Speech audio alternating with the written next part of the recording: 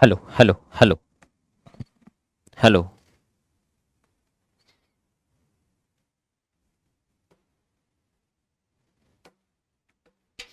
Hello hello. On कर दिए क्या? नमस्कार दोस्तों, स्वागत है आपका प्रयास एजू हब के इस डिजिटल मंच पे। मैं कमल बाजी और आप मेरे साथ देख रहे हैं शिक्षक ग्रेड थर्ड टास्क आधारित टेस्ट सीरीज 1.0 के मैथ्स के L2 के क्वेश्चनों का मैं सॉल्यूशन आपको करवा रहा हूं। देखो बंधु, पहला क्वेश्चन है रेशनल और इरेशनल नंबर से रिलेटेड। ठीक है, रेशनल इरेशनल नंबर से रिलेटेड पहला क्वेश्चन है और पहले क्वेश्चन में यह कहा है कि क्या ये परिमेय संख्या है या अपरिमेय संख्या है, इसके बारे में कुछ आपको स्टेटमेंट देने हैं। तो आपको इसको वर्गमूल वाली संख्या है 1452, इसके फैक्टर करने हैं आपको और देखना है कि क्या इसका वर्गमूल पूरा पूरा निकलता है या नहीं निकलता। दो का भाग देंगे तो 726 बार जाएगा। ओके, फिर दो का भाग देंगे, दो का भाग 3 बार, बच गया 1 2 6 12 और दो का भाग 3 बार। ओके, 3 का भाग देंगे 1 2 और 1। ठीक है, इसके बाद में 11 का भाग देंगे बंधु 11 बार और 11 का भाग देंगे तो कितनी बार? 1 बार। इसका मतलब ये आ गया कि इसको अपन ऐसे लिख सकते हैं वर्गमूल में, वर्गमूल में 2 गुणा 2 गुणा 3 गुणा 11 लिख सकते हैं इसको। ओके, अपॉन में नीचे क्या लिख देंगे? 1872। ओके, अब बताओ भाई 2 गुणा 2 का वर्गमूल कितना आता है, ये बताओ। 2 गुणा 2 का वर्गमूल, 2 गुणा 2 का वर्गमूल आ जाएगा 2 और 11 गुणा 11 का कितना आ जाएगा? 11। लेकिन अंडर रूट 3 अंदर ऊपर पड़ा रहेगा, अपॉन में नीचे 1800 कितना? 72। चलो ट्राई कर लो भाग देने की, और भाग देंगे तो 2 का भाग देंगे 936 आ जाएगा। ठीक है, हाँ जी। उसके बाद में ये आ गया आपके पास में 11 गुणा अंडर रूट 3 बट्टे 936। मेरे बंधु, ये अंडर रूट 3 एक अपरिमेय संख्या है। कैसी संख्या है? और अपरिमेय संख्या को किसी परिमेय संख्या से गुणा कर लो और अशून्य परिमेय संख्या से आप गुणा कर रहे हो तो ये अपने आप में हमेशा अपरिमेय ही रहेगी। और अपरिमेय संख्या में परिमेय संख्या का भाग देने पर ये क्या रहेगी? अपरिमेय, इरेशनल नंबर रहेगी ये अपरिमेय। ठीक है, राइट आंसर। ना प्राकृत है, ना पूर्णांक है, ना परिमेय है, ये अपरिमेय संख्या है। नेक्स्ट, इसके बाद में अगला क्वेश्चन, निम्न में से कौन सी संख्या वास्तविक संख्या है? मेरे बंधु, ये अपने आप में काल्पनिक पार्ट है, इसको सम्मिश्र संख्या बोलते हैं, ये काल्पनिक संख्या है। वास्तविक संख्याओं का वर्गमूल, ऋणात्मक वास्तविक संख्याओं का वर्गमूल काल्पनिक होता है। काल्पनिक को वास्तविक में जोड़ोगे तो ये काल्पनिक ही रहेगी अपने आप में, ये अपने आप में काल्पनिक है ही है। ठीक है, ये भी काल्पनिक है, ये मेरे बंधु वास्तविक बन सकती है। घातांक करने के एक नियम के अकॉर्डिंग वर्गमूल दोनों का है तो -2 को मल्टीप्लाई कर लो किससे? -3 से, और ये आपके पास में अल्टीमेटली आ जाएगा अंडर रूट में। माइनस माइनस को गुणा करेंगे तो प्लस का कितना? 6, और ये अंडर रूट में कितना आ जाएगा? 6। ओके, तो बताओ अंडर रूट में 6 एक कैसी संख्या है? वास्तविक संख्या है। कैसी संख्या है? ये वास्तविक संख्या है। तो राइट आंसर इसका कौन सा हो जाएगा? ये डी, क्योंकि वास्तविक संख्या डी होगी। ठीक है, नेक्स्ट, इसके बाद में ये कह रहा है कि पी क्यू आर का प्रोडक्ट अगर एक है तो आपको इसका मान पूछा है। इसको आप वेरीफाई भी करवा सकते हो। वेरीफाई ऐसे करवा सकते हो कि पी का मान लो 1, क्यू का मान लो 1 और आर का मान लो कितना? 1। तो देन आपके पास में ये बन जाएगा मेरे बंधु पी क्यू आर बराबर कितना? 1। ये तो संतुष्ट कर गया इसको, इसमें भी रख दो 1/1 प्लस पी का मान 1 और 1/1 की पावर -1। यहां मैं 1 की पावर -1 रखूंगा तो मेरे बंधु वो 1/1 बना के वापस उत्तर तो उसका कितना आएगा? 1 ही आएगा। तो अपन कह सकते हैं ये भी 1 प्लस 1, 1 बटा ये 1 प्लस 1 प्लस 1 हो गया। वेरीफाई करवा दो इसको, 1/1 प्लस आर का मान 1 और पी इनवर्स 1/p, तो 1/1, 1/1 का मान 1 ही आता है। इसका मतलब अल्टीमेटली ये यहां पे सब में 1/3 आ गया, और 1/3 1/3 और 1/3 सबको ऐड करोगे तो 3/3 में 3/3 कटकुटा के कितना आ गया? 1 उत्तर आ गया। तो इसका राइट आंसर कौन सा हो गया बंधु? फर्स्ट हो गया। इसको वेरीफाई करवाना सबसे बेस्ट और एक फ्रूटफुल तरीका है। ठीक बात है, ओके। अदरवाइज इसका दूसरा तरीका भी है, लेकिन मेरे हिसाब से सबसे बेस्ट जो तरीका है वो इसको वेरीफाई करवाने का है। नेक्स्ट अगला, ये कह रहा है इसका मान क्या होगा। मेरे बंधु ये 5, देखो ऊपर 3 अंक और 2 अंक, 5 अंक बाद में दशमलव, तो नीचे 1 लाख से गुणा, और नीचे 3 और 2 5 अंक, तो ऊपर 1 लाख से गुणा, 1 लाख से 1 लाख कट गया, और पॉइंट से पॉइंट तो कट ही गया, तो ऊपर तो आ गया 64 गुणा 625, 64 गुणा 625 बटे 81 गुणा 484। मुझे बताओ 64 का वर्गमूल कितना होता है 8, 625 का कितना 25, 81 का 9 और 484 का कितना 22। ये आपके पास में आ गया 4 गुणा 25, 2 का भाग लगाया तो नीचे 2 का भाग लगाएंगे तो 9 गुणा 11, और ये 100/99 आ गया। 100/99 इसके कौन से ऑप्शन में पड़ा है ये बताओ। सी ऑप्शन इसका क्या होगा राइट आंसर। नेक्स्ट इसके बाद में अगला क्वेश्चन। बंधु पहले मैं 7 + 4 √3 को सोल्व करता हूं। 7 + 4 √3 है, इसके पूरे के अंडर लगा हुआ है। ऐसे प्रश्नों का क्या सॉल्यूशन बताया था।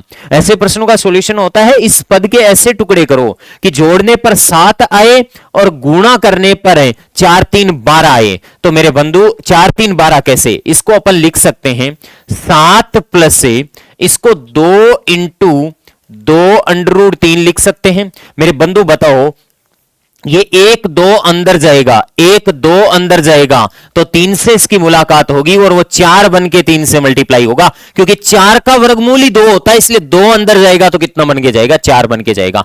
तो बीच वाले पद के ऐसे टुकड़े कर लो, बीच वाले पद के आप ऐसे टुकड़े कर लो कि जोड़ने पर तो आपको क्या मिल जाए 7, जोड़ने पर तो आपको क्या मिल जाए 7 मिल जाए, इसके 7 मिल जाए 4 और 3, और गुणा करने पर 4 3 12 आ जाए। दोनों के अंडर लगा दो और यही आंसर हो जाता है। √4 बीच में प्लस का 2 है तो प्लस का 2 √3, तो इसका अल्टीमेटली आंसर आ गया 2 + √3 आ गया। ठीक है, इसका पूरा प्रारूप तो ये होल स्क्वायर बन जाता है, तो अंडर कट जाता है, वैसे आ जाता है। ठीक है, लेकिन अब याद होना चाहिए आपको, बार बार ये बता दिया तो ठीक है। तो देखो ये आ गया आपके पास में अंडर में माइनस का √3, ओके, प्लस है अंडर में ये 3 + 8, और इसका मान आपको अभी भी बताया, इसका मान आपको अभी भी बताया 2 + √3, 2 + √3, तो ये 2 + √3 आ जाएगा। ओके, इसको मल्टीप्लाई अगर मैं अंदर कर दूं तो मेरे बंधु क्या रिजल्ट देगा ये, इसको मल्टीप्लाई करूंगा तो माइनस का √3 प्लस से इस अंडर के अंदर क्या आएगा 3, 8 दूनी 16, 16 और 3 कितना 19, 8 दूनी 16 प्लस से 8 √3 आ जाएगा, कितना आ जाएगा 8 √3। आपको फिर पता है कि इसको कैसे लिख सकते हैं, इसको लिख सकते हैं माइनस का √3, ये प्लस से इसको लिख सकता हूं 19 से प्लस से 2 गुणा 4, और 4 को अंदर भेजूंगा तो 16 बन के जाएगा, और 16 गुणा 3 आ जाएगा, आएगा कि नहीं आएगा 16 गुणा 3 आ जाएगा। तो अब मुझे एक बात बताओ आप यहां से, अब यहां से देखो बंधु ये 16 का वर्गमूल वापस 4, 4 को 2 से गुणा करेगा 8, इसके भी टुकड़े कर ले, तो इसके बंधु टुकड़े करेगा, तो इसके टुकड़े करेगा तो आपके पास में रिजल्ट आएगा, ये आएगा 16 + 3 को जोड़ेगा तो 19 आएगा, और 16 और 3 का गुणा 48 आ रहा है, तो इनके वापस वर्गमूल का चिन्ह लगा दे, यही उत्तर आ जाएगा। इसका मतलब इसका उत्तर क्या आएगा, इसका उत्तर आएगा ये माइनस का √3 तो पढ़ा ही है, प्लस इसका उत्तर आएगा √16 + √3, तो ये आएगा √16 प्लस √3। ये लो √3 से माइनस वाला √3 तो कट गया, ये काल्पनिक नहीं बचेगा, वास्तविक बना देगा इसको। √3 से √3 तो कट गया, 16 का वर्गमूल 4 होता है, 4 का वर्गमूल कितना होता है 2, तो राइट आंसर इसमें कौन सा होगा 2 हो जाएगा। ओके, नेक्स्ट इसके बाद में अगला प्रश्न देखो बंधु, ब्रैकेट के अंदर और बाहर की पावर हमेशा मल्टीप्लाई होती है, तो मल्टीप्लाई होती है तो -2 की पावर, -2 की पावर, ये माइनस माइनस किसकी प्लस की 1, प्लस का 1 को -1 से गुणा करेंगे -1, -1 को -1 से गुणा करेंगे प्लस का 1, इसका मतलब ये माइनस का कितना आ गया बंधु 2 ही इसका उत्तर हो गया। ओके, नेक्स्ट अगला प्रश्न, किसी बहुपद के शून्य के अल्फा और बीटा हैं। बंधु बहुपद के शून्य कौन होते हैं, जो बहुपद को शून्य बनाते हैं, और शून्य को और इसके गुणांकों में संबंध होता है शून्यंकों का योग अल्फा + बीटा बराबर -5/2, और शून्यंकों का गुणा अल्फा गुणा बीटा बराबर कितना k/2। ओके, अब क्या कहना चाह रहा है ये कहना चाह रहा है कि अल्फा स्क्वायर, ये कहना चाह रहा है alpha square plus beta square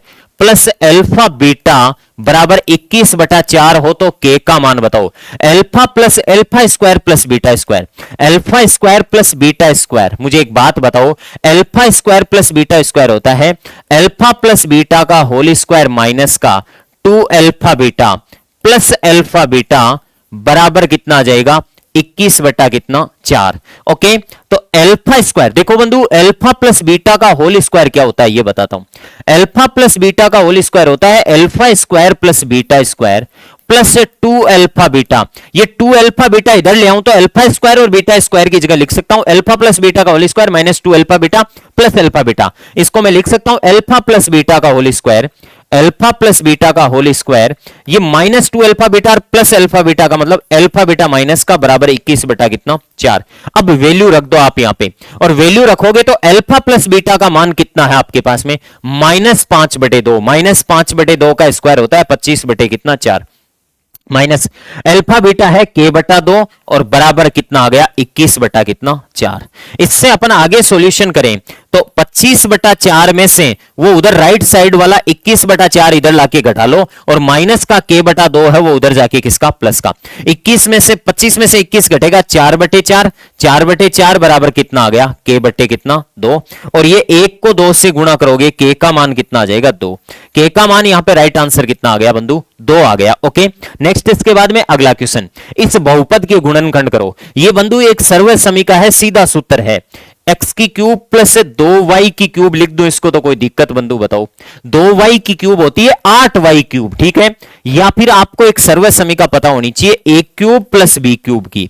a cube plus b cube की सर्व समीका होती है a plus b a square plus b square minus ab होता है। ओके, हाँ जी, तो बताओ बंधु यहां पे a plus b x plus 2y, x plus 2y, फिर x स्क्वायर 2y का स्क्वायर 4y स्क्वायर माइनस का xy, तो माइनस का 2xy आ जाएगा। ओके, तो ये कौन से ऑप्शन में है, x plus 2y, x plus 2y तो तीनों में है, फिर है x square minus 2xy plus 4y square minus 2xy, ये रहा, तो राइट आंसर कौन सा होगा फर्स्ट हो जाएगा।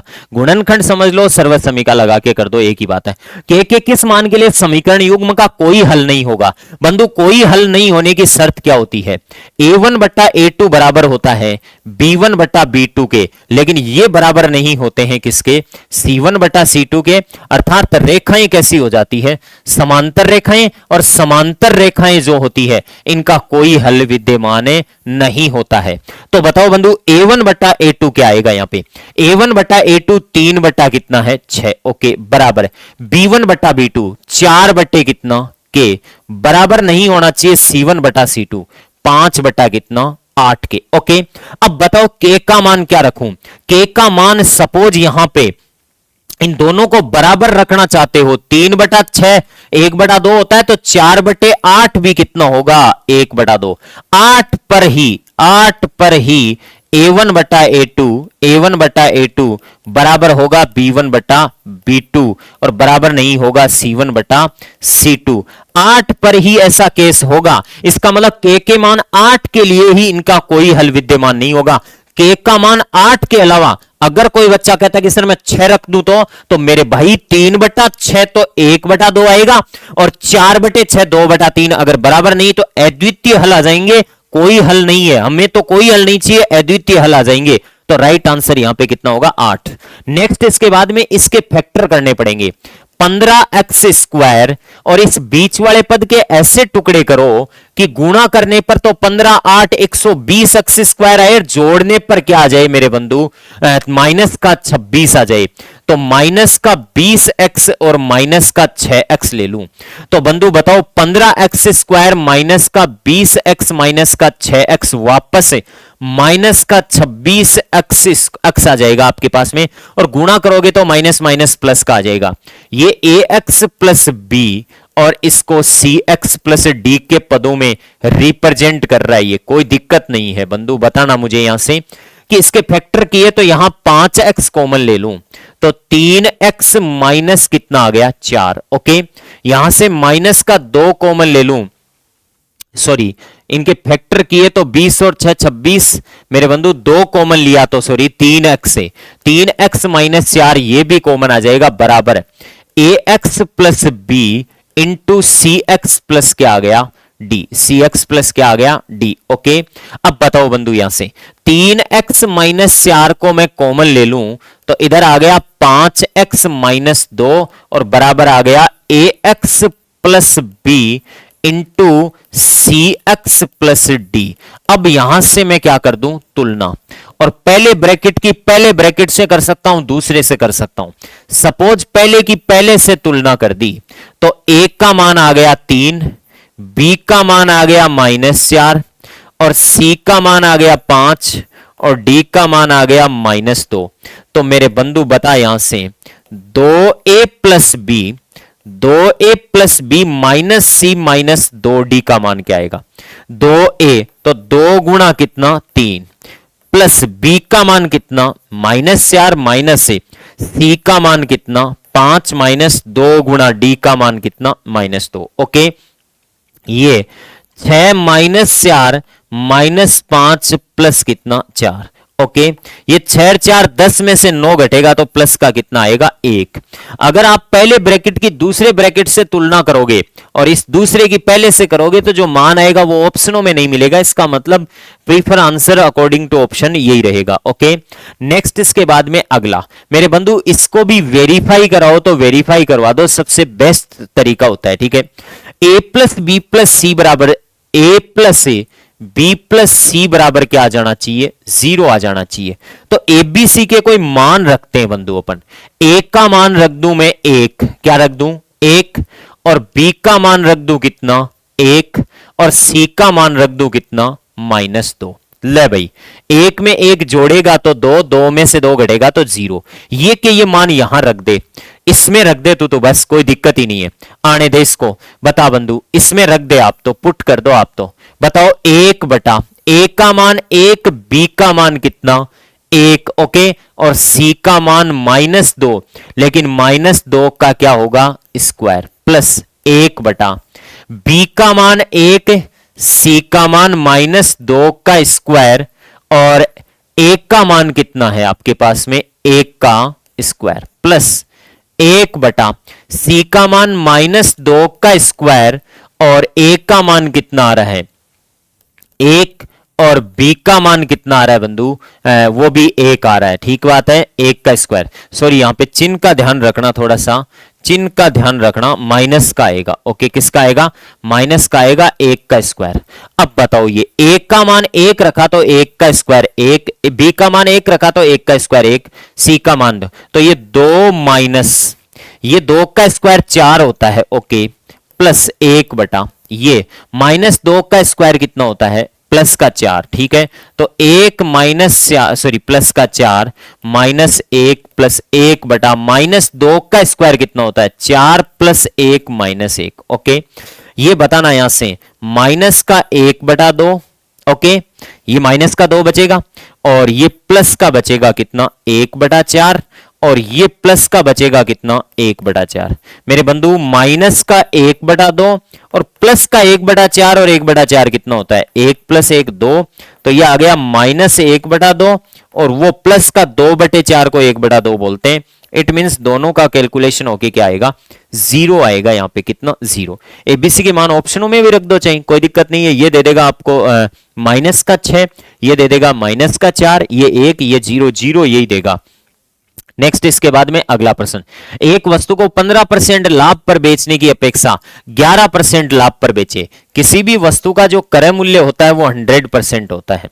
15% लाभ पर बेचते हो, 15% लाभ पर बेचने का मतलब यह है कि वस्तु का विक्रय मूल्य 115%, और सॉरी 5% लाभ पर, 5% लाभ का मतलब विक्रय मूल्य कितना 105, और उसी वस्तु को 11% लाभ पर बेचते हो तो उसका विक्रय मूल्य होता है मेरे बंधु 111%। कितना 111%। तो 5% से 11, 105 से 111 कितना ज्यादा हो गया 6% ज्यादा हो गया। कितना हो गया 6% ज्यादा।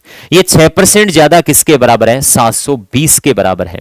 तो 6% का वैल्यू 720 के बराबर है, तो 1% बराबर है 720 बटा 6 होगा। हमें क्रय मूल्य चाहिए तो 100%, और कितने में बेचा जाए कि 18% लाभ हो, तो हमें 118% की वैल्यू निकालनी है। तो 720 बटा 6 इंटू 118 कर दो आप। ठीक है, ओके, ये आ जाएगा 120 गुणा 118। ओके, हाँ जी, 0 का 0, 12 8 96। ठीक है, 9 कैरी फॉरवर्ड करेगा, 12 और 9 21, 2 कैरी फॉरवर्ड ऐड करेगा, 12 और 2 कितना 14, 14,160 रुपए कौन से ऑप्शन में? सी ऑप्शन इसका क्या होगा? Right answer. नेक्स्ट इसके बाद में अगला, 31,000 रुपए को दो भागों में इस प्रकार बांटा कि पहला 7% की दर से और दूसरा 11% की दर से। पहला 7%, ये मेथड ऑफ एलिगेशन का प्रश्न है भाई। पहला 7% की दर से और दूसरा कितने परसेंट की दर से? 11% की दर से उधार दिया। 4 वर्षों बाद में साधारण ब्याज के रूप में 11,560 रुपए प्राप्त हुए। तो ओवरऑल दर निकालनी पड़ेगी हमें। 100 गुणा ब्याज 11,560 बटे मूलधन, मूलधन कितना है? 31,000 इंटू टाइम कितना है? 4 साल। कैलकुलेशन कर दो, 3 जीरो से 3 जीरो तो एज इट इज कट गया। 4 का भाग लगा दो और 4 का भाग 4 दूनी 8 बच गया 3, और 35 में 4 8 32 बच गया 3, 4 नाम 36, 289 बट्टे ये कितना आ गया? 31%। और ऐसे प्रश्नों में मैंने कहा था भाग मत देना आप, ओवरऑल दर को बीच में लिख दो 289, 289 अपॉन में कितना लिख दो? 31, कोई फर्क नहीं पड़ता आपने। ओके, चाहो तो सीधा तिरछा घटा लो और चाहो तो 31 से गुणा भी कर दो, कोई फर्क नहीं पड़ेगा, कोई फर्क नहीं पड़ेगा। तो मेरे बंधु 11 में से तो घटेगा 289 बट्टे कितना? 31, और 289 बट्टे 31 में से घटेगा कौन है? 7। ठीक बात है। ओके, 31 को 11 से गुणा कर दो आप, तो नीचे लघुत्तम 31 आ गया। तो 31 का फाड़ा एक बार बोलेंगे आप, 3 बचेगा। 31 और 3 कितना हो जाएगा? 32 33 34, 34 341 माइनस 289 अनुपात, ये इधर 7 से गुणा हो जाएगा। 289 माइनस 31 लघुत्तम लिया तो 7 3 21, 7 एकम कितना? 7। ठीक है, हाँ जी। अब बताओ बंधु, 31 से 31 तो कटेगा, यहां पे क्या होगा? कटेगा। 31 से 31 तो कट गया। ओके, अब बताओ ये कितना? 41 और 11 कितना हो गया? 52, और इधर कितना आएगा? 2 तो ये बच गया मेरे बंधु, 9 में से 7 गया तो, और ये 72। ठीक है, इसमें 4 का भाग लगाएं तो 13 चौके 52 होता है, 4 का भाग लगाएं तो 18 4 72 होता है। तो 13 और 18 का योग कितना आया? 13 और 18 का, 13 और 18 का योग कितना आ गया? 20 और ये 30 और 1 31, 31 बराबर अपन कर दें 31,000, 31 बराबर 31,000, तो 1 बराबर कितना आएगा? 1,000। 1 बराबर 1,000, तो 7% की दर पर कितना रुपया दिया? 13,000 रुपए। 1,000 से मल्टीप्लाई कर देंगे और इधर भी 1,000 से मल्टीप्लाई कर देंगे, 18,000 रुपए हो गया। ठीक है, तो मुझे एक बात बताओ, आपको यह पूछा है 11% की दर पर कितनी राशि दी? 18,000 रुपए राइट आंसर हो जाएगा। मेथड ऑफ एलिगेशन का प्रश्न है। 6400 रुपए पर 12.5% की दर से 2 वर्ष का वार्षिक संयोजित चक्रवर्ती ब्याज और साधारण ब्याज का अंतर। 6400 रुपए पर 12.5% की दर का मतलब होता है 1/8। पहले साल का सिंपल इंटरेस्ट 800 और दूसरे साल का सिंपल इंटरेस्ट 800, और मुझे बताओ 800 का 1/8 के हिसाब से कितना ब्याज? 100 रुपए ब्याज। ये सीआई और एसआई का अंतर हो जाएगा कितना? 100 रुपए। ओके, नेक्स्ट इसके बाद में अगला क्वेश्चन। एक कक्षा में 70% विद्यार्थियों ने जीव विज्ञान सब्जेक्ट लिया, बायोलॉजी 70% विद्यार्थियों ने चुना है। इसका मतलब मेरे बंधु 30% विद्यार्थियों ने बायोलॉजी को नहीं चुना है। मैथ्स कितने प्रतिशत विद्यार्थियों ने चुना है? मैथ 40% विद्यार्थियों ने चुना है। ओके, तो बताओ 60% ने मैथ्स को नहीं चुना है। ठीक बात है, हाँ जी। कह रहा है कि प्रत्येक विद्यार्थी ने जीव विज्ञान तथा गणित में से कम एक विषय तो अवश्य ही चुना है। प्रत्येक विद्यार्थी ने कम से कम एक विषय अवश्य चुना है, मतलब दोनों ही नहीं चुनने वाले कितने हैं? 0। तो इधर मैंने इसका सब्स्टिट्यूट लिख दिया कितना? 100, और दोनों को चुना। किसको चुना? दोनों को चुना। दोनों सब्जेक्टों को चुनने वालों का प्रतिशत निकालना है, तो 70 में 40 जोड़ दो, 70 प्लस 40 कर दो, 110 में से 100 घटा दो, कितना आ गया? 10% ऐसे हैं जिन्होंने दोनों सब्जेक्टों को चुना है। ये कम से कम एक वाले हैं। ठीक है, दोनों को चुनने वाले 10% है। 140 विद्यार्थियों ने दोनों विषयों को चुना है, तो इस 10% को ही 140 के बराबर कर दो, तो 1% बराबर आएगा 140 बटे 10 से 0 कट जाएगा। और कक्षा में कुल कितने विद्यार्थी हैं? 100% का मान चाहिए, तो 140 बटे 10 इंटू क्या कर दो 100 कर दो, 0 से 0 कट गया और ये कितना आ गया 1400 कुल विद्यार्थी आ गए कक्षा में। ओके, नेक्स्ट इसके बाद में अगला, वर्ष 2010 के शुरुआत में शहर की जनसंख्या 1,20,000। वर्ष 2010 के शुरुआत की जनसंख्या दे रखी है आपको, वर्ष 2010 के शुरुआत की जनसंख्या दे रखी है और वर्ष 2010 के अंत की जनसंख्या भी दे रखी है। शुरुआत में 1,20,000 जनसंख्या थी और अंत में 1,00,000 कितनी हो गई 80,000 जनसंख्या हो गई। मेरे को एक बात बताओ कि यहां जब शुरुआत और अंत की जनसंख्या देता है ना, तो बंधु इन दोनों का क्या निकालना पड़ता है अपन को, एवरेज वैल्यू निकालना पड़ता है, दोनों का एवरेज निकालना पड़ता है, औसत मान। तो 1,20,000 प्लस 1,80,000 बट्टे कितना करेंगे 2, ये 3,00,000 में 2 का भाग लगाएंगे तो एवरेज पॉपुलेशन आएगी 1,50,000। अब कह रहा है नवजात शिशु 3,000 है तो विशिष्ट जन्म दर बताइएगा। मेरे बंधु जन्म दर का सूत्र होता है, जन्म दर का सूत्र होता है नवजात शिशु, क्या होता है नवजात शिशु अपॉन कुल जनसंख्या, नवजात शिशु अपॉन कुल जनसंख्या इंटू क्या कर देते हैं 1,000 कर देते हैं। लेकिन कई बार कुल जनसंख्या की जगह एवरेज जनसंख्या लिखनी पड़ती है जब स्टार्टिंग की रेंड की दी जाती है। तो एवरेज जनसंख्या 1,50,000 यूज कर ली, इंटू क्या कर दो 1000। मेरे बंधु यहां से कैलकुलेशन करेंगे तो 3 0 से 3 0 सीधा कट गया, 1 0 से 1 0 सीधा कट गया, 3 का भाग 5 बार और 5 का भाग 100 में देंगे, 5 दूनी 10 20 बार आया तो 20 प्रति 1000 आ गया। तो जन्म दर आ गई 20 प्रति 1000 जो कि कौन से ऑप्शन में है, सी ऑप्शन में है। इस प्रति 1000 का कई जगह सिंबल लगाया हुआ होता है तो वो सिंबल कुछ इस प्रकार से होता है, और प्रतिशत का जो सिंबल होता है, प्रतिशत का जो सिंबल होता है वो होता है मेरे बंधु इस प्रकार से। तो जन्म और मृत्यु दर प्रति 1000 पर देखी जाती है, लिंगानुपात भी प्रति 1000 पर होता है। पी अनुपात क्यू अनुपात आर अनुपात एस दिया है तो पी और एस के दो तरीके हैं। पी क्यू आर एस का संयुक्त अनुपात निकाल लो, पी क्यू आर और एस का संयुक्त अनुपात निकाल लो।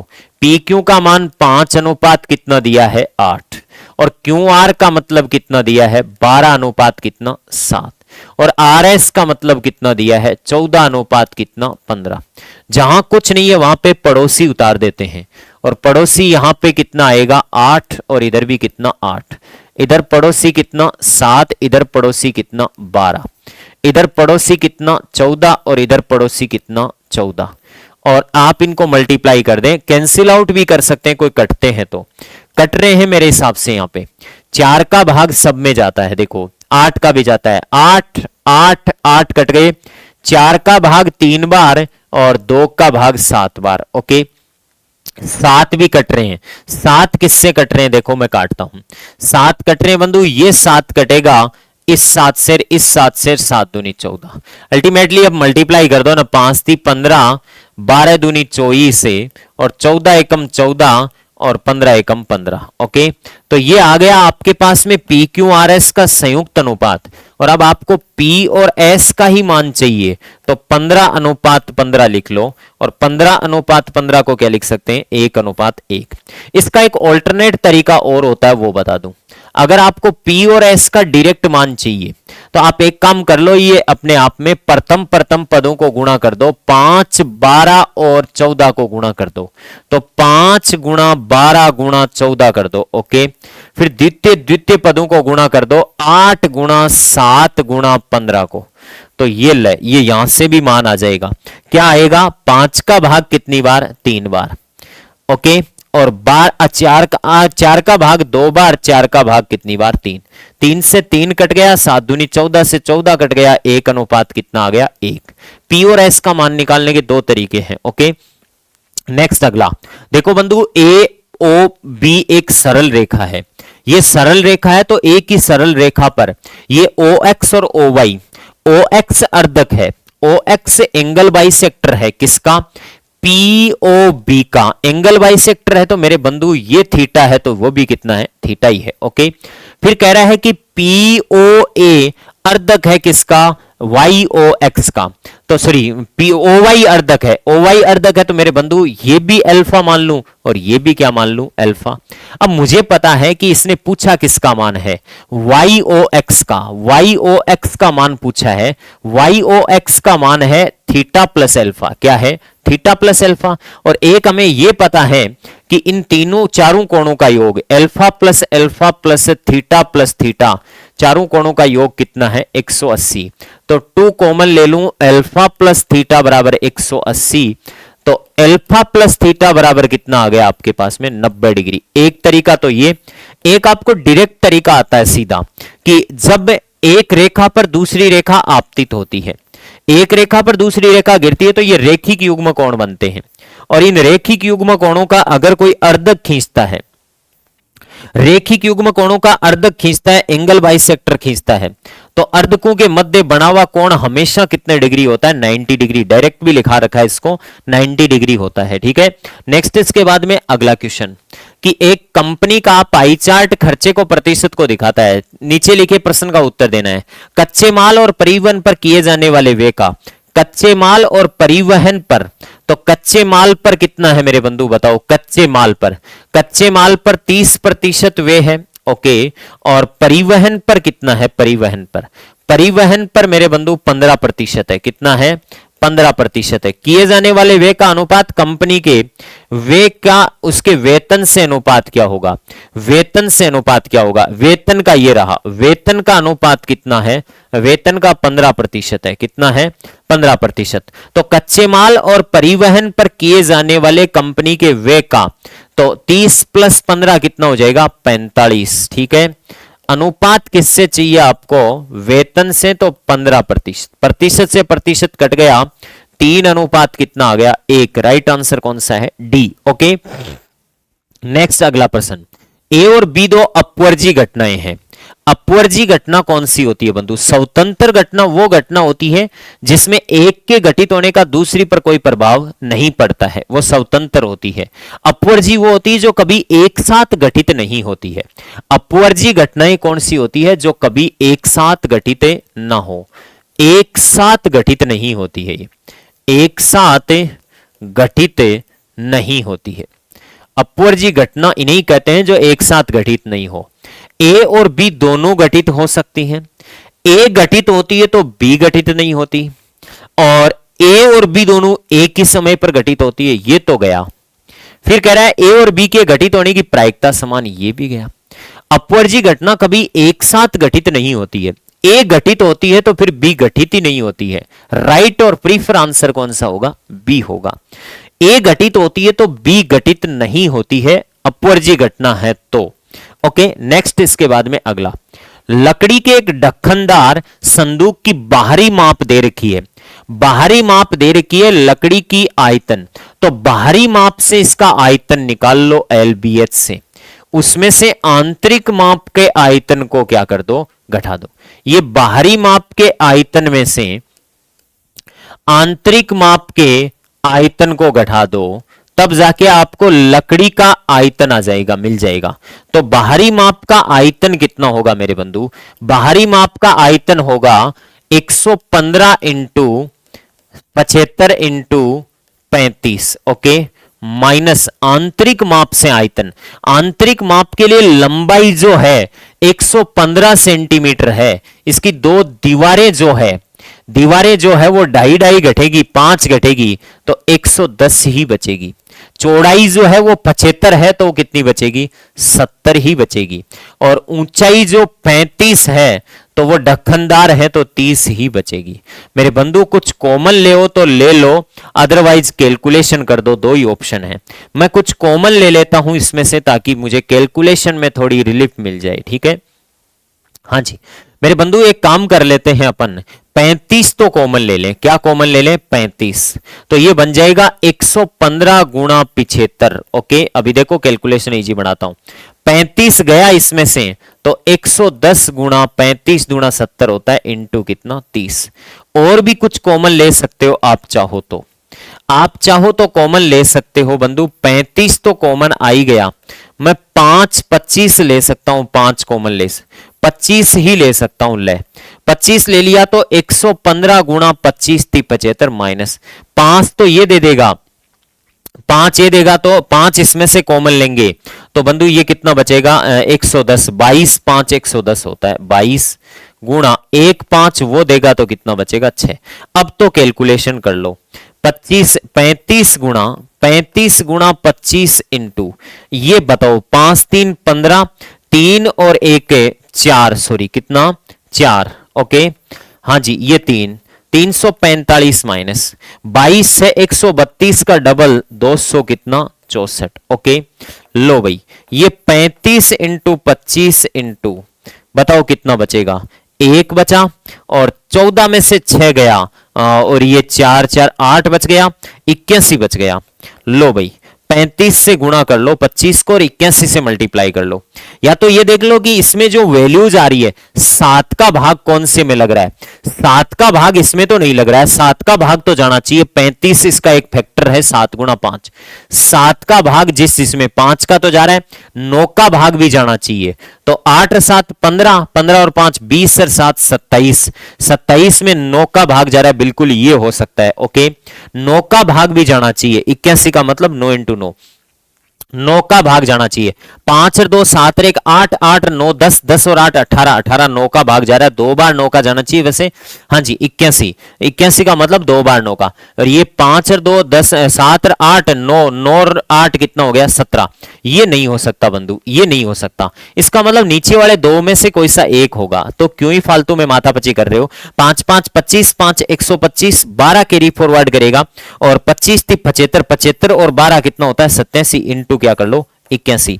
मेरे बंधु बताओ 875 को मल्टीप्लाई करें यदि 81 से तो ये मान आ जाएगा 578, ओके इंटू 8 5 40, 7 8 56, 56 और 5 8 40, 4 कैरी फॉरवर्ड करेगा 56 और 60 का 6 कैरी फॉरवर्ड करेगा, 8 2 64 और 6 कितना 70 इंटू मल्टीप्लाई, बताओ बंधु यहाँ पे ये आएगा, सॉरी काय का 2 बार मल्टीप्लाई करना ही नहीं है, तो ये आपके पास में रिजल्ट आ जाएगा कितना, ये आ जाएगा 5 7 8 0 और 7, तो ये राइट आंसर कौन से ऑप्शन में पड़ा है, सी ऑप्शन इसका क्या होगा राइट आंसर।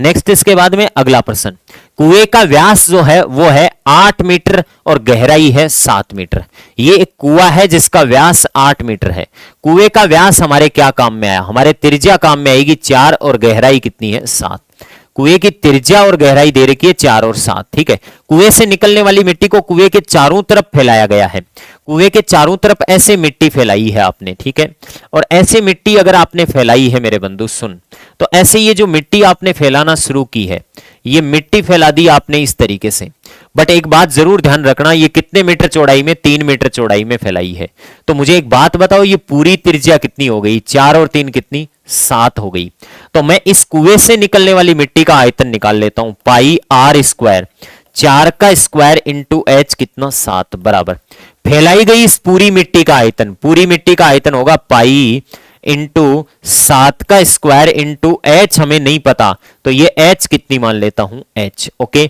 लेकिन आपने गलत मिट्टी फैला दी कुछ, ये वाली जगह पे मिट्टी नहीं फैला सकते आप, इस वाली जगह पे क्या नहीं फैला सकते मिट्टी, ये वाला खोखला रखना पड़ेगा, खोखला सिलेंडर, तो माइनस से पाई आर वही है कितनी 4 का स्क्वायर इंटू एच, ओके, पाई से पाई तो कॉमन आके कट जाएगा मेरे बंधु, पाई से पाई तो कॉमन आके कट जाएगा, तो 4 का स्क्वायर 16 गुणा 7 बराबर, पाई तो कॉमन आ गया कट गया और एच भी कॉमन आ गया, 7 का स्क्वायर 49 माइनस 4 का स्क्वायर कितना कर दूं 16, अल्टीमेटली ये मेरे पास में रिजल्ट कितना आ जाएगा बंधु 7 6 42 और 7 और 4 11, 112 बट्टे ये नीचे लघुत्तम कितना आएगा 3 बच गया, सॉरी 3 बच गया, घटाएंगे तो 9 में से 6 गया और ये 3 33, ठीक है, तो लगभग ये 33 3 99 होता है, 33 3 99 होता है 3 पॉइंट, तो 3 पॉइंट कितना आएगा, अब 4 0 आएगा या 3 9 आएगा, कॉम्प्लिकेटेड मामला हो गया, भाग देना पड़ेगा मेरे बंधु, बता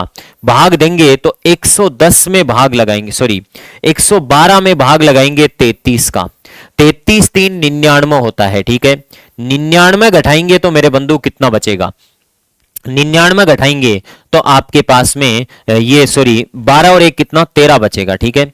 और एक जीरो और लगा दे मैं, ठीक है, पॉइंट लगा के यहां पे जीरो लगा दूं। 130, 33 3 99 होता है, वापस 3 बार भाग जाएगा। कितनी बार भाग जाएगा? 3 बार भाग जाएगा तो 99, तो ये कितना बच गया? 31, ठीक है। इसके आगे जीरो उतार दिया, ठीक है, 310, ठीक है।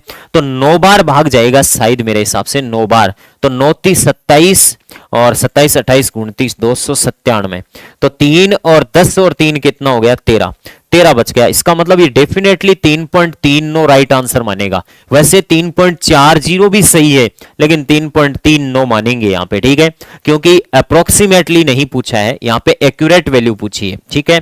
तो 3.9 आगे चलती जाएगी, 3.9 क्या दिक्कत है, लेकिन एक्यूरेट वैल्यू यहाँ पे 3 पॉइंट कितनी होगी? 3.9। नेक्स्ट इसके बाद में अगला क्वेश्चन, किसी समकोण समद्विबाहु त्रिभुज का परिमाप दे रखा है तो उसके कर्ण की लंबाई। मेरे बंधु आप इसको सीधा भी कर सकते हो, समकोण समद्विबाहु त्रिभुज का परिमाप दे रखा आपको, सीधा करो तो मैं इधर करवा देता हूं आपको, सीधा करो तो कर्ण की लंबाई। मेरे बंधु समकोण समद्विबाहु त्रिभुज, सिंपल भाषा में आप इसका उत्तर फेंको तो ऐसे फेंको, समकोण समद्विबाहु में ये दो भुजाएं डेफिनेटली क्या होगी? बराबर होगी, बराबर होगी। तो इसके कर्ण की लंबाई पूछी है, कर्ण की लंबाई सपोज में 10 मान लूं, ये 10 मान लूं, तो आपको पता होना चाहिए कि ये वाली भुजा जितनी भी होती है वो √2 गुणी होती है, तो ये 10/√2 होगा, और ये भी कितना होगा? 10/√2 होगा। तो ये कहां 10/√2 10/√2, वो 4+4 वाला मामला नहीं आएगा। तो मुझे लग रहा है इसमें 4 के मान से मामला सेट हो सकता है, 4 से हो सकता है कि चेक करवाता हूं। ये है बंधु 4, तो ये होगा 4/√2, कितना होगा? 4/√2, और ये भी कितना होगा? 4/√2। तो अब यहां से परिमाप आप कह रहे हो उतना आ जाएगा क्या? देखते हैं, देखें तो बता बंधु, ये आ जाएगा 4 + 4/√2 + 4/√2। तो लो देखते हैं, ये आ गया 4 + √2 लघुत्तम ले लिया तो 8/√2, √2 से ऊपर नीचे मल्टीप्लाई कर लिया तो ये आ गया 4 + 2 का भाग लग गया तो 4/√2। परफेक्टली सेट हो रहा है, ये राइट आंसर, ये परफेक्टली, इसका मतलब ए ऑप्शन सही होगा। इसका एक तरीका, इसका दूसरा तरीका और बताता हूं, छोटे से यहां पे एक डायग्राम पे। मेरे बंधु एक काम कर, अगर ये √2 गुणा ही होता है तो एक काम कर ले तू, ऐसा कर सकता है कि इसको 2√2 मान और इसको भी 2√2 मान, तो वो √2 गुणा होगा तो ये 4 हो ही जाएगा, तो कर्ण 4 हो जाएगा और ये 4√2 + 4 हो जाएगा। इसका मतलब ये अल्टीमेटली ये राइट आंसर 4 होना है।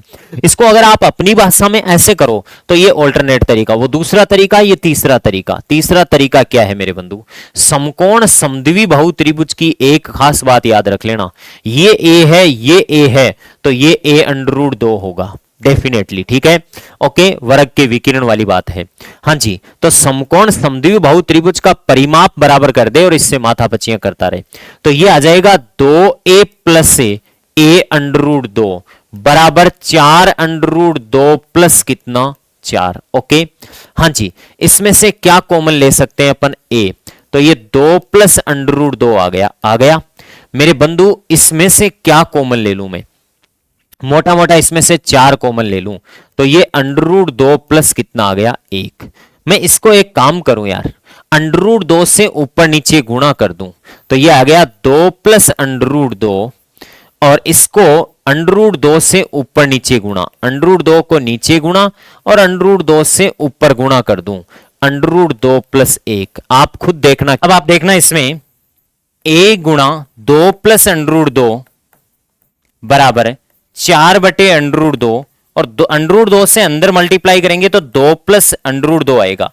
2 + √2 से 2 + √2 तो कट गया, तो ये आ गया 1 का मान 4/√2, और 1 का मान 4/√2 आ गया, तो ये आपके पास में रिजल्ट आ गया इसका। इसको 4/√2 से √2 से मल्टीप्लाई करेंगे तो ये 4 इसका उत्तर आ जाएगा, जो कि राइट आंसर है। ओके, नेक्स्ट इसके बाद में अगला प्रश्न, एक समचतुर्भुज के विकिरणों की लंबाई और भुजाओं में क्या संबंध होता है? संबंध होता है d1² + d2² बराबर है 4a²। d1 का मान है 256 और d2 का मान है 144 बराबर 4a²। 156 256 में 144 जोड़ते हैं तो 400 बराबर 4a² आता है, और मेरे बंधु 4 का भाग 100 बार तो a² बराबर 100, तो a बराबर कितना आ जाएगा? 10। a बराबर 10 आएगा तो परिमाप कितना आएगा? यहां पे परिमाप आएगा 4a और 4a से परिमाप कितना? 40। ओके, इसका दूसरा तरीका आप ज्योमेट्री से भी लगा सकते हो। क्या कि एक समचतुर्भुज के भुजा और विकिरणों में क्या संबंध होता है? समचतुर्भुज के दोनों विकिरण बराबर तो नहीं होते, आपको दिख रहे हैं। एक 16 सेंटीमीटर का है और एक 12 का है। 16 वाला 8-8 में टूटेगा और 12 वाला किस में टूटेगा? 6-6 में। तो लंबवत होते हैं और समद्वि विभाजित करते हैं तो 6, 8, 10 का एक जोड़ा होता है, तो प्रत्येक भुजा 10 हो गई, तो इसका परिमाप कितना होगा? परिमाप इसका कितना हो जाएगा? 10 4 कितना? 40। तो परिमाप 40 कौन से ऑप्शन में है? बी ऑप्शन इसका क्या होगा? Right answer. नेक्स्ट इसके बाद में अगला क्वेश्चन, एबीसीडी जो त्रिभुज है, किसी भी त्रिभुज की एक मादिका होती है, वो त्रिभुज को दो समान क्षेत्रफल वाले त्रिभुजों में बांटती है, और त्रिभुज की तीनों मादिकाएं एडी, बीई और सीएफ, तीनों मादिकाएं जिस बिंदु पर काटती है उसको केंद्रक बोलते हैं, जिसको जी से लिखते हैं।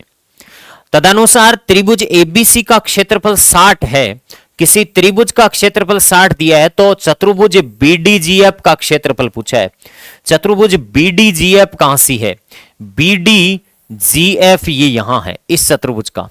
एक चतुर्भुज के क्षेत्रफल को 6 समान भागों में बांटता है, 6 तीनों मादिकाएं, तो 6 में से प्रत्येक भाग का क्षेत्रफल 10-10 आ जाएगा, और 10-10 आ जाएगा तो हमें जिस चतुर्भुज का क्षेत्रफल चाहिए उसका 10 + 10 कितना हो गया? 20 वर्ग सेंटीमीटर हो गया। एक छोटे भाग का देकर त्रिभुज का पूछे, पूरे त्रिभुज का देकर एक छोटे भाग का। समांतर चतुर्भुज का सीधा उड़ाने वाला प्रश्न है। समांतर चतुर्भुज है एबीसीडी। समांतर चतुर्भुज एबीसीडी में कोण ए बराबर 70 डिग्री है। पता होना चाहिए समांतर चतुर्भुज के आमने सामने के कोण हमेशा बराबर होते हैं। एक ही भुजा पर बने हुए दो कोणों का योग 180 डिग्री होता है, तो ये 110 110। तो कह रहा है कि बी कोण का मान कितना होगा? 110 डिग्री होगा। नेक्स्ट इसके बाद में अगला प्रश्न कह रहा है कि बीडी का लगभग मान क्या होगा?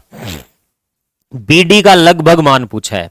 बंधु इनमें संबंध होता है पीसी इंटू पीए बराबर होता है पीडी इंटू पीबी।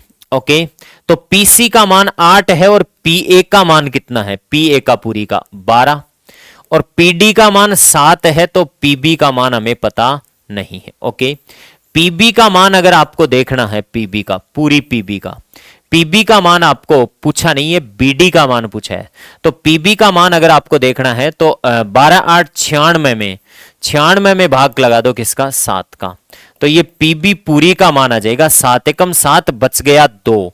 26 में 7 दूनी 14, 7 21, 7 21, बच गया कितना बंधु आपके पास में? 5, और 5 में 7 7 49 और 7 एकम 7, लगभग 13 पॉइंट कितना? 71। 13.71 पूरी पीबी है। ये पूरी पीबी 13.71 है, तो 13.71 में से ये 7 तो घटा ही लो, 7 घटा लोगे तो ये लगभग 6.71 आ जाएगी, और 6.71 बीडी आएगी। तो बीडी 6.71 इसमें ही वेरीफाई करेगी कि 6.7 ठीक है, दशमलव के 1 अंक तक ही लिया है अगले ने, तो ये बीडी की लंबाई कितनी आ जाएगी? 6.7। ठीक है, नेक्स्ट इसके बाद में अगला क्वेश्चन, एक वर्त में चक्रीय चतुर्भुज दे रखा है। ये कोई वर्त है जिसमें चक्रीय चतुर्भुज एबीसीडी है। चक्रीय चतुर्भुज साइक्लिक क्वाड्रिलेटरल के चारों अंत कोणों में आमने सामने के कोणों का योग 180 डिग्री होता है। चारों शीर्ष एक वर्त की परिधि पर होते हैं। चक्रीय चतुर्भुज है जिसमें एसी और बीडी एक दूसरे को पी पर काटते हैं। ये एसी और ये बीडी एक दूसरे को किस पर काटते हैं? पी पर काटते हैं मेरे बंधु। ये कह रहा है कि ए बी बराबर ए सी, इसने बहुत कुछ दे दिया भाई। देखो ए बी बराबर ए सी दे रहा है, ए बी बराबर, ये देखो ए बी रहा और ये रहा ए सी। ए बी बराबर क्या है? ए सी है। अब आपको कह रहा है कि बी ए सी का मान 48 डिग्री है। बी ए सी का मान कितना है? 48 डिग्री। बी ए सी, बी ए और सी, इसका मान 48 डिग्री है। तो मेरे बंधु कुछ बातें तो मैं आपसे पूछ लूं कि वर्त की किसी जीवा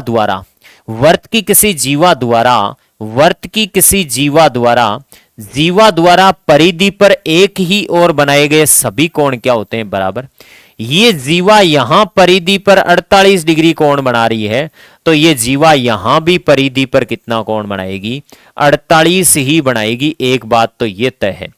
दूसरी बात हम एक और कर सकते हैं कि दो भुजाएं बराबर जरूर दे रखी है इसने, और बराबर दे रखी है, तो मेरे बंधु सुन, इस त्रिभुज में बात करते हैं अपन, इस त्रिभुज में बात करते हैं। ये बिंदु ए है जहां 48 डिग्री दे रखा है, ये भुजा और ये भुजा बराबर है, ये सी बिंदु है, ये बी बिंदु है। तो 48 डिग्री 180 में से घटा लो, 180 में से 48 घटाओगे 132 आएगा। आएगा कि नहीं आएगा? 132 आएगा। और 132 के दो टुकड़े बराबर बराबर कर लूं, तो दो टुकड़े बराबर बराबर कर लूं, दो का भाग लगा दूं, 2 6 12, 2 6 12, 66 डिग्री आएगा। ये भी 66 आएगा और ये भी कितना आएगा? 66। अब आपको पूछा क्या है?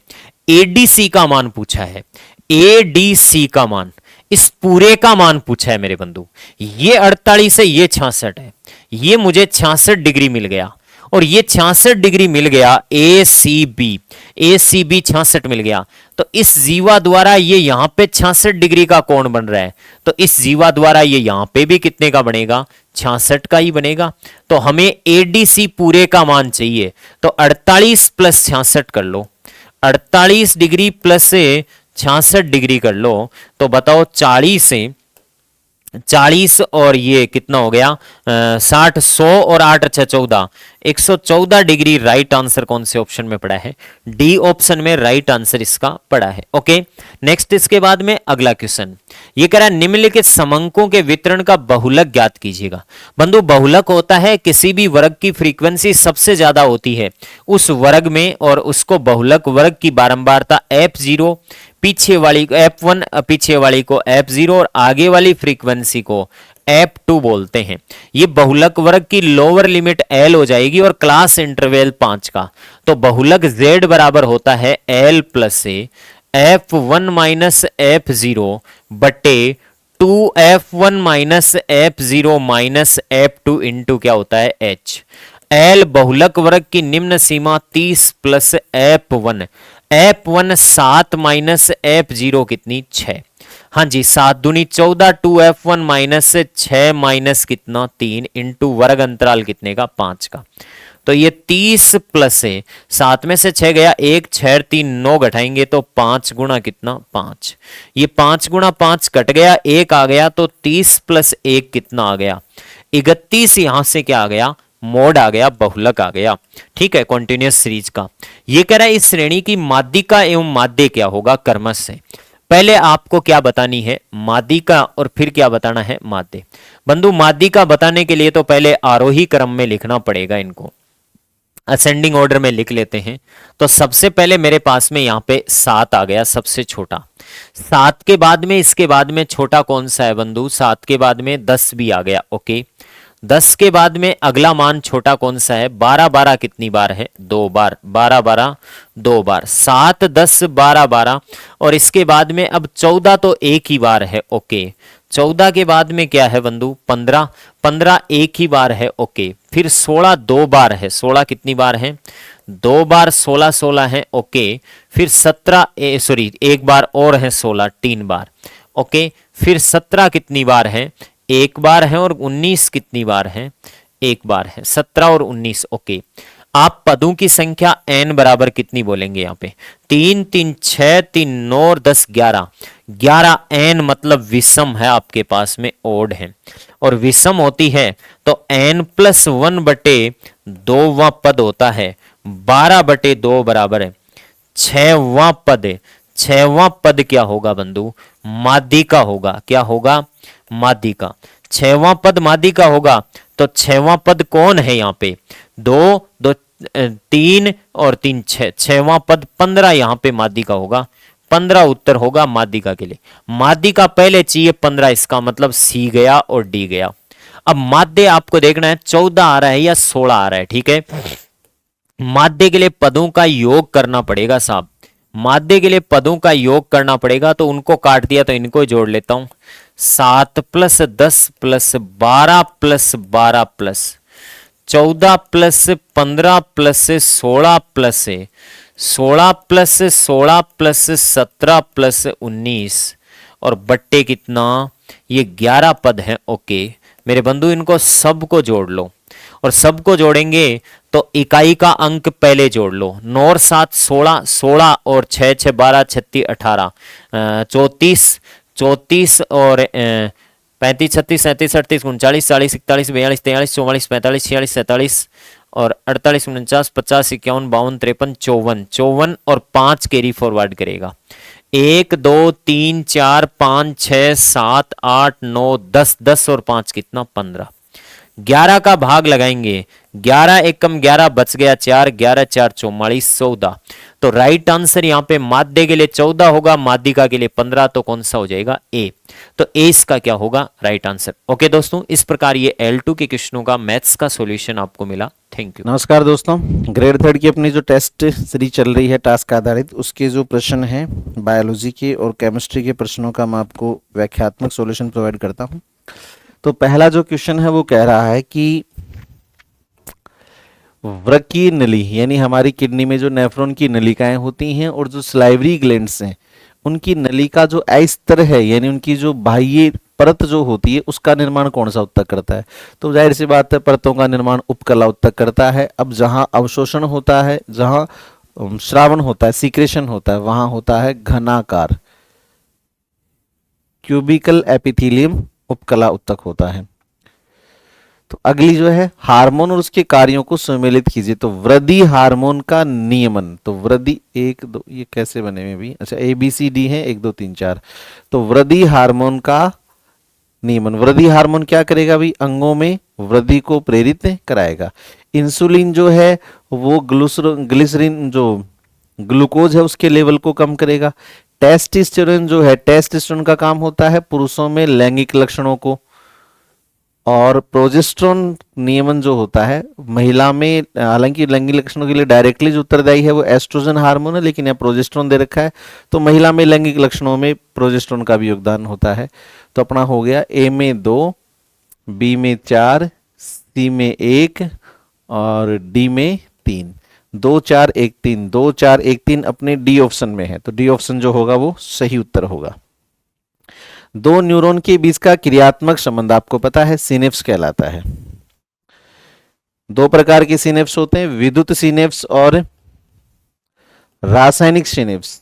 विद्युत सिनेप्स और रासायनिक सिनेप्स, इनमें से ज्यादा संख्या में कौन पाए जाते हैं, तो ये ज्यादा होते हैं, ज्यादा संख्या में रासायनिक होते हैं, विद्युत जो होते हैं वो कम संख्या में पाए जाते हैं।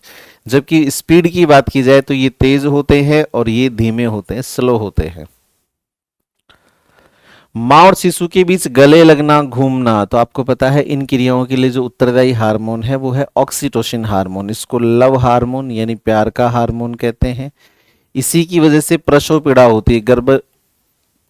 प्रेगनेंसी के बाद में जब प्रसव का समय आता है तो प्रसव पीड़ा इसी हार्मोन के कारण होती है, क्योंकि इसका बहुत ज्यादा सिक्रेशन होता है, जिसकी वजह से गर्भाशय की जो पेशीय कोशिकाएं, पेशियां जो होती हैं, उनमें खिंचाव उत्पन्न होता है।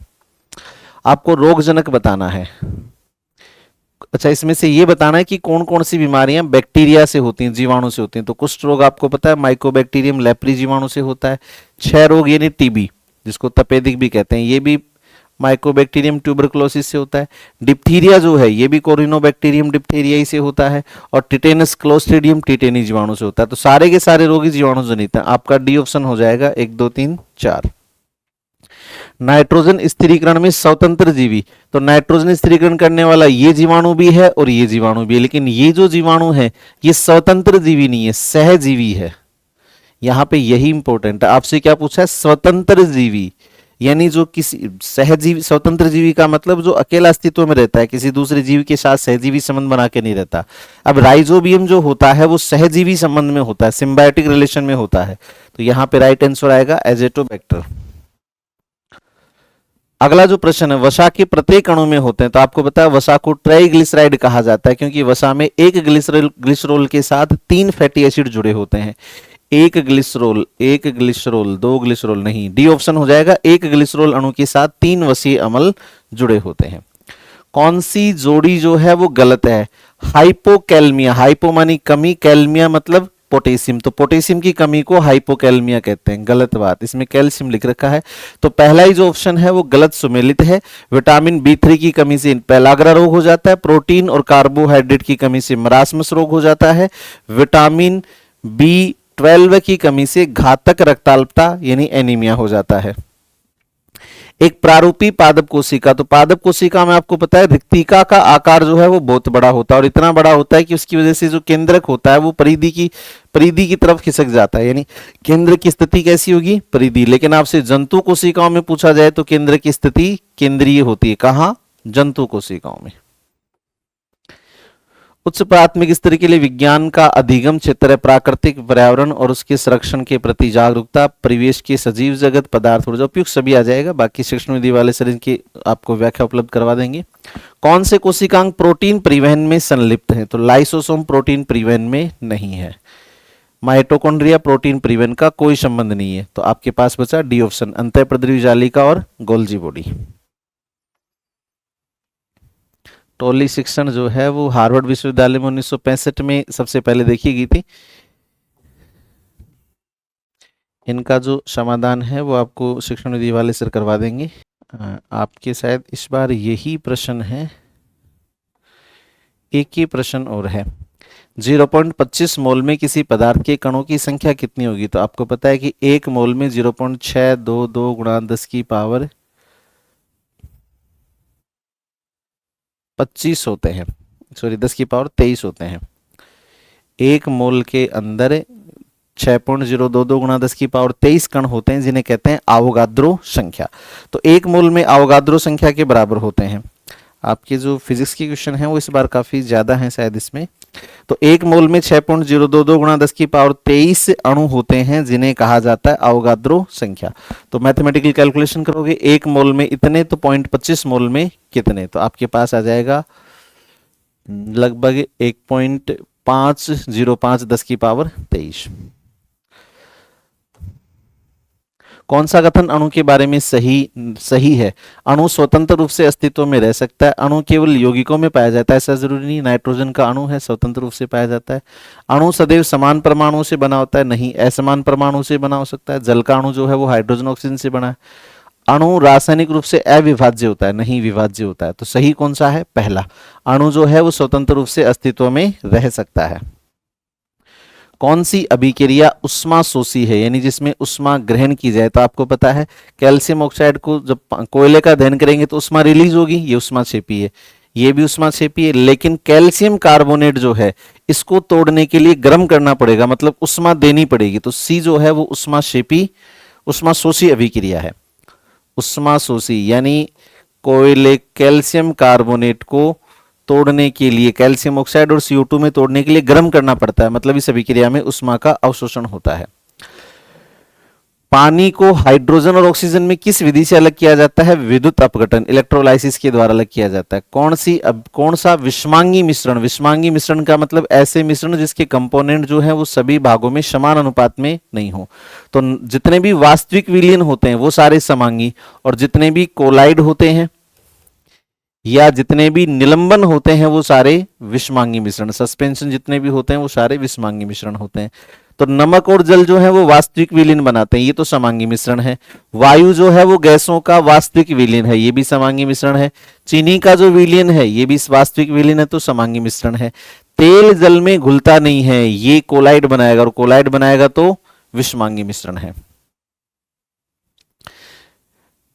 मिथाइल ओरिन जो होता है, आपको पता है कि अम्ल क्षार में, अम्ल किसी भी पदार्थ में अम्ल क्षार की उपस्थिति का पता लगाने के लिए सूचक काम में लिए जाते हैं। अब ये सूचक कई प्रकार के होते हैं, जैसे लिटमस पेपर होता है, हल्दी होती है, ठीक है, उसी प्रकार से होता है मिथाइल ऑरेंज। तो आपसे क्वेश्चन ये पूछ रहा है, आपका जो क्वेश्चन है वो ये कह रहा है कि मिथाइल ऑरेंज जो है वो अम्लीय माध्यम में किस रंग का होता है, तो मिथाइल ऑरेंज जो है वो अम्लीय माध्यम में लाल रंग का होता है। अगला जो प्रश्न है वो कह रहा है किसी विलीन का पीएच मान 9 है, किसी विलीन का पीएच मान 9 है तो विलीन कैसा होगा। तो आपको पता है भी किसी भी विलीन का पीएच मान अगर 7 से ज्यादा हो तो वो कैसा होता है, क्षारीय होता है। 7 से कम होता है तो पीएच जो है इसको अपन 3 कैटेगरी में बांट सकते हैं। 7 है तो उदासीन है, 7 से ज्यादा है, 7 से अगर ज्यादा है तो जाहिर सी बात है वो क्षारीय है, और अगर 7 से कम है तो उसका मतलब है कि वो अम्लीय है। जितना कम होगा उतना ही ज्यादा अम्लीय होगा, और मान जितना ज्यादा होगा वो उतना ही ज्यादा क्षारीय होगा। पीएच एक स्केल है, और पीएच स्केल की खोज की थी सोरेनसन नामक वैज्ञानिक ने, सोरेनसन नामक वैज्ञानिक ने की थी। अगला प्रश्न कह रहा है कौन सा यौगिक एल्कोहल, तो एल्कोहल का मतलब कार्बनिक यौगिक जिसके लास्ट में क्रियात्मक समूह हो OH। तो COOH जो होता है वो तो आपको पता है कि कार्बोक्सिलिक अम्ल होता है। HCHO जो होता है वो एल्डिहाइड को दर्शाता है, ठीक है। ये C डबल बॉन्ड O ये कीटोन को दर्शाता है, तो ये तो क्या है, कीटोन है, ये एल्डिहाइड है, और ये जो है ये कार्बोक्सिलिक अम्ल है। अब देखिए ये जो है जिसमें OH आ गया वो क्या हो गया, वो हो गया एल्कोहल। तो आपके दिए गए प्रश्न का सही उत्तर हो गया बी ऑप्शन।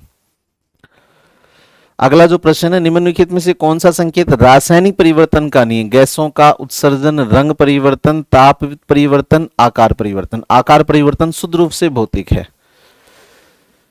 तो अच्छा, और भी से आगे क्वेश्चन है, एक क्वेश्चन और है।